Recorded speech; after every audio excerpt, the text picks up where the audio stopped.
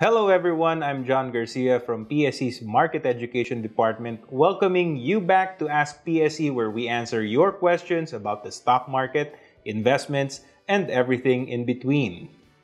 We will announce one winner from the questions that will be featured in this episode, so stick around until the end to find out who will win our PSE merchandise. So okay, let's start with our first question. Bon Jovi Ong asks, what are the criteria for the stock to be part of the PSEi?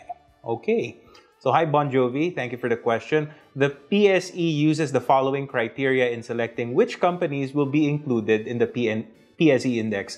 Number one is liquidity. So the stock must be in the top 25% of the median daily trade per month in 9 out of the last 12 months. So this means that the stock must be actively traded. Kailangan maraming bumibili at nagbebenta sa kanya.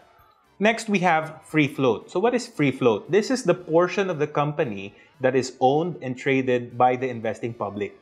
So for a company to qualify for the index, it must have a free float of at least 15%. And finally, we also look at the MCAP, or the market capitalization. So this is basically the value of the company, which is computed by multiplying the stock price to the number of shares outstanding. So after the stocks have been filtered based on liquidity and based on free float, they are ranked highest to lowest of the full market cap top 30. So those that will make the cut will be part of the PSEi. Okay, our next question is from Josibil Patel. So hope I got the name right. So why only 30 companies represent the PSEi? Why not more or less?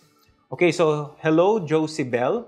Having 30 companies in the main index is actually a common practice among exchanges around the world. So dito sa PSE, we benchmark with best practices before we implement. And considering the size of our market, meaning the number of listed companies that we have, 30 companies is actually a decent representation of the entire market. Next, we have a question from Gino Argel Zapanta.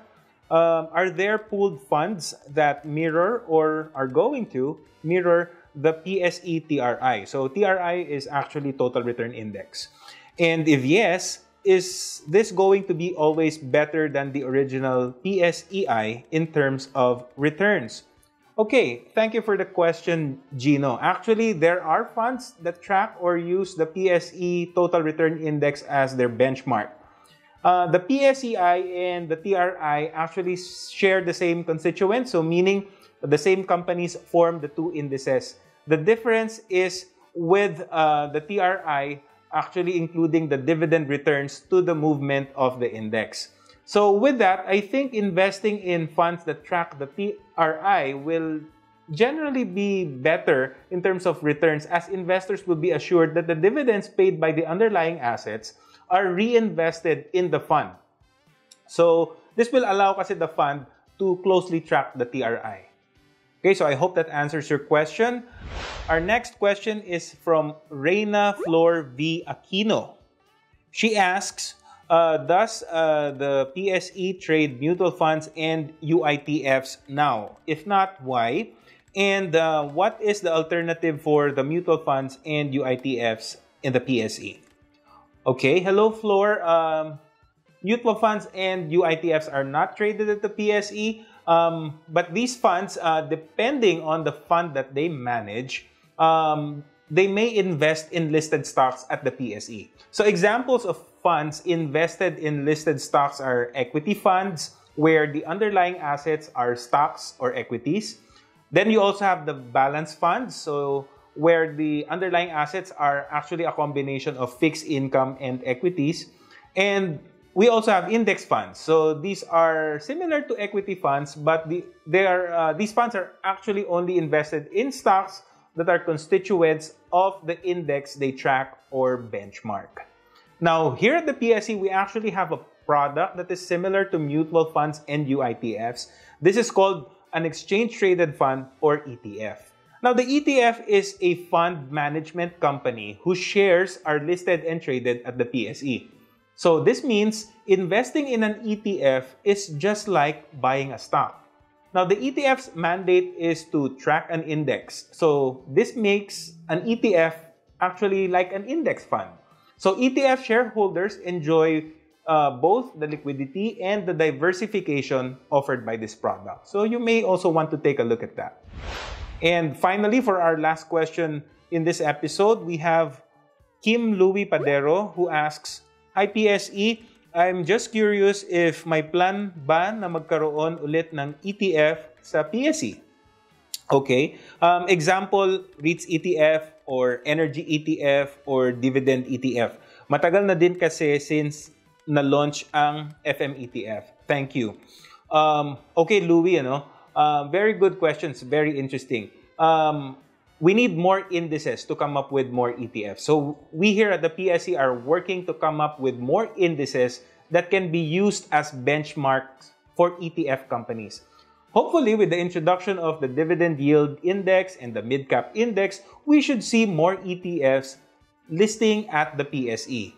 Personally, I hope we get to see a Total Return ETF, a High Dividend ETF, and the Mid-Cap ETF listed at the PSE. Now, a REIT ETF, that's also interesting, but we need to have a REIT index first before we see a REIT ETF. So I hope that answers your question, Louie. Okay, so I guess that's all the time we have for this episode of Ask PSE. Thank you for sending in your questions, and I'll see you again as I answer more of your questions next time.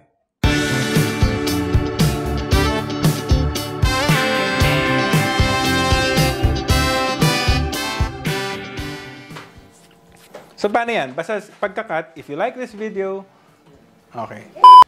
If you like this video, please make sure to leave a like and to comment down below any topic you'd like for us to discuss next. Hit the notification bell button as well to be updated every time we release a new video. For more Ask PSE videos, please click on the playlist here. For our latest video, click right here and help us reach 100,000 subscribers by clicking the subscribe button right here. Also, make sure to follow the PSE's official social media accounts through the links in the description box below. Thank you so much for watching. See you in our next video.